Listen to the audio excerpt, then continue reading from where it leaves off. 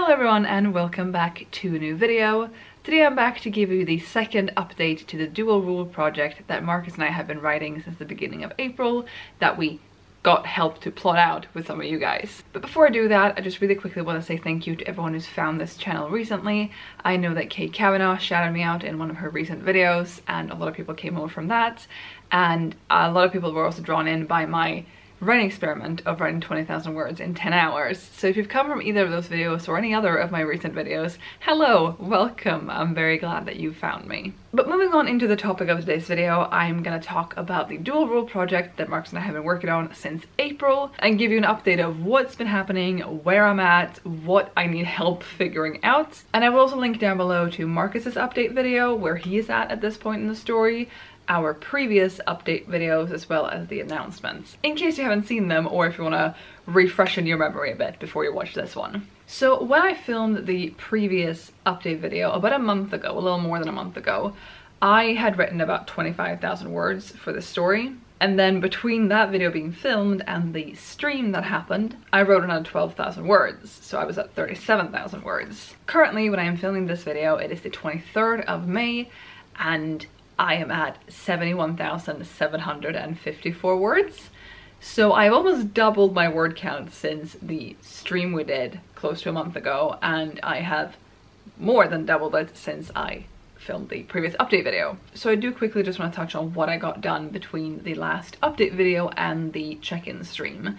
And that is that I wrote the Inferno Valley scene, or scenes, multiple, it was a couple chapters, where Lid was in the Inferno Valley with Tev and she was doing the, the plant trial, the fire trial, and the ground trial in that order. And during the fire trial, she sort of meets Marcus's character, Niam, but at that point she has a lot of other things going on. She is hallucinating for a bit, and she doesn't really know if this person was real because there's so much else going on, but they have briefly met in my version of the story. During the Inferno Valley, she loses Tev, which was planned. That was something that we not wanted to happen necessarily, but it was something that we planned to happen during the Inferno Valley, where they get separated and then she believes him dead. And I also wrote that she goes back into the burnt down forest and she finds a body that has some of Tev's belongings, and she just puts two and two together and just assumes that that's Tev, who is dead and burned to a crisp. So that was fun.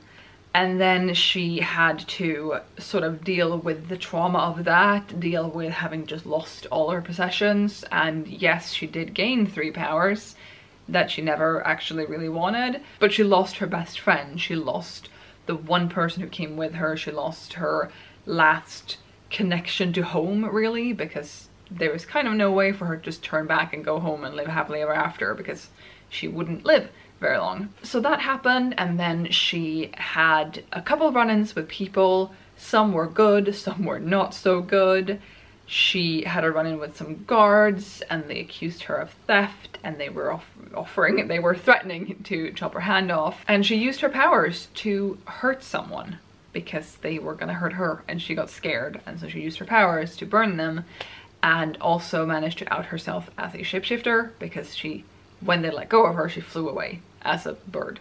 So lots of stuff going on. She then did the, air trial a little while later, which I sort of rushed through. I don't like how that's written. I don't know, I was in the zone where I kind of wanted to just move on with the story. I don't hate what I wrote, and some really interesting, to me at least, interesting things about Lid happened with that. She met a couple people, especially one person who she actually ended up helping during the air trial, and she in turn then helped Lid to get in the direction where she needs to go, which is the electricity trial. So she met some really nice people, and then she went to this big city where she met some not good people, and she has just continuously had run-ins with people that are all over the scale from good to bad, where like some people have been so nice to her, and even when she has outed herself as a shapeshifter or as the royal heir, they have, you know, taken her in and been nice and friendly towards her. And then on the other side of the spectrum, she has met some people who have been really, really, really horrible to her. Kind of, even if she hasn't really done anything to anger them, they've just been shit people, basically. Where I'm at now with the story, I have finished writing the electricity trial, and Lid is now gonna head back down through a city and towards where she will do the water trial. And I think we said that she will have a dream or something that will tell her sort of in which direction to go. And no, I have in fact not been using the dreams as a way to foreshadow things and stuff. So we'll see if I actually do that for the water trial. I should, but we'll see if I do that and how that plays out. I still have a bit of trouble using some of Lid's abilities, her shapeshifting and her telepathy in particular, because she has shapeshifted a couple times at this point. She didn't do it for a while after she had lost Tev, and I think that was because she was just so drained physically and emotionally, and it was just too much effort, even though it's not actually a strenuous thing for her to do. But she's done it a bit more, and she has also used her telepathy powers once to get help. So I need to work that in more as the story progresses, and also when I go back and edit this draft. But they're still there. I've used them more than I've used the dreams, so that's nice. But I definitely could use them more. Something unexpected though that has happened is that Lid had a run-in with some guards. She in general just has a lot of things go bad for her, but she ran into these guards and they tried to catch her, and you know, they figured out that she is at least a shapeshifter. It's not clear if they figured out that she is the heir or that she has magical abilities, but they tried to catch her, she tried to fly away, and they managed to shoot her with an arrow when she was in her bird form, and she tumbled out of the sky, smack down on the ground, and then shifted back into her human form because she could at least move faster like that than hopping around like a flightless bird. And she now has an arm that is completely broken. The arrow has shattered like everything. Bone, tendons, everything is broken. And she's been sort of patched up by someone, but this is bad. This is really, really bad. And this is not the kind of injury that will just heal like that. It's not a paper cut. It's not a nosebleed. It is something more. And it's gonna be interesting to see how that affects her for the rest of the story, because I wasn't planning for her to be injured like this, but it worked really well in that scene. Whether or not it's going to stay for future drafts, I don't know. But for right now, she is going to be injured for the rest of the story. And I want to say she's about halfway into her timeline, so like halfway into the book time-wise. That may or may not be halfway word count-wise. And it's going to be interesting to see how that affects her. But she has now used her powers twice to hurt people. And the thing is, I really like it, which sounds bad, but she was initially going to be quite restrictive with her powers. She didn't really want to use them, she didn't really want the power, she doesn't want the throne. But as the story is progressing, and as she lost Tev, and as things are just getting worse and worse for her, she is starting to realize that A, this might be the only way for her to survive, which yes, but like she might actually have to actively use her powers to survive, and B, she is kind of sick of taking a beating from people and not doing anything.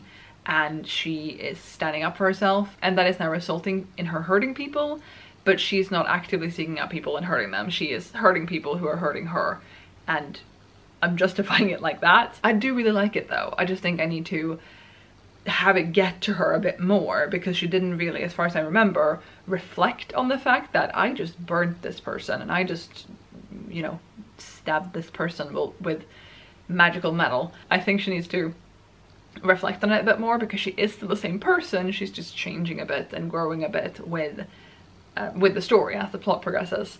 And I think that she needs to think on it more, and I think she's going to base a lot of her thinking on what would Tev say and what would my parents say, because yes, I am surviving, but I don't really think that Tev would like cheer her on for hurting people, and I think she needs to think of it like that as well. But moving on from the actual plot advancements that I've made, the things that I need help figuring out that Markus and I are going to talk more about in our stream on the 29th, which will be linked down below. It's the second check-in stream that we're doing. I have a long list of things that I want to talk about or figure out with you guys. I'm just going to run through the list. I'm not going to dwell too much on any point. You may take this with you and think about it and come back. You may comment as well, but come back to the stream on the 29th and share your thoughts as well. But yes, some of these I have thoughts for, some of them I don't. I just want to run through them real quick.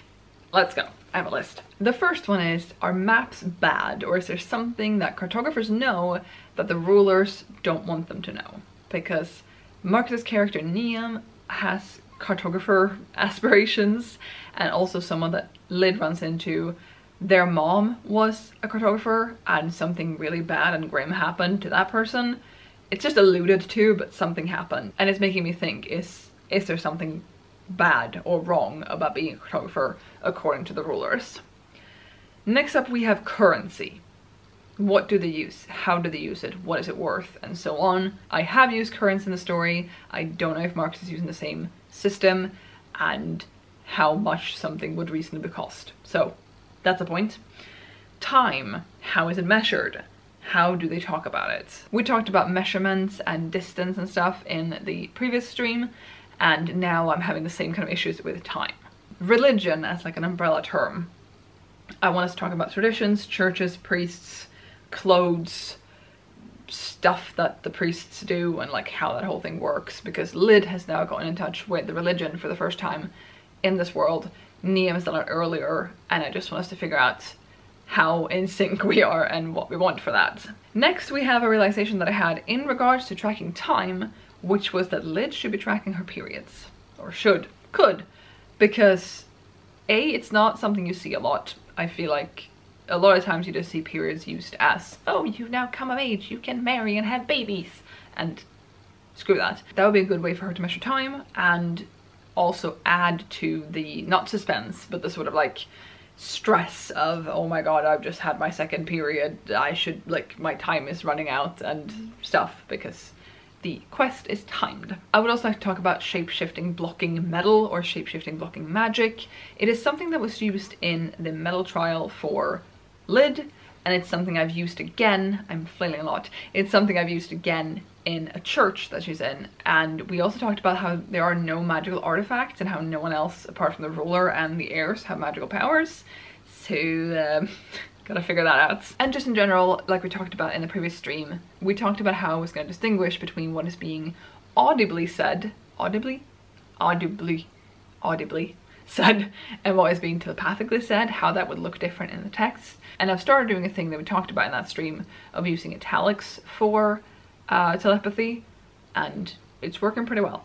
So just a side note. And lastly, I have not fully been following the timeline. I've looked at it. I think a few, I don't want to say unimportant events, but a few things have happened at different dates than we said they would, and these are things that don't actually affect anything else in the plot. So it's not like I've moved where my fire trial takes place and then that doesn't sync up with Marcus's anymore. It's more like things that happen when Lyd is still alone that happen on different dates, and I think that's fine, but still something worth mentioning. But I think that's all I have for this update. I am again gonna link down below to Marcus's update video, as well as the ones we put up a month ago, as well as the announcement videos, and I will of course also link to the stream that we have this upcoming Saturday on the 29th at noon UTC if you want to join that. But that is all I have for you today. Thank you so much for watching. I'll be back with another video soon, so I'll see you then. Bye!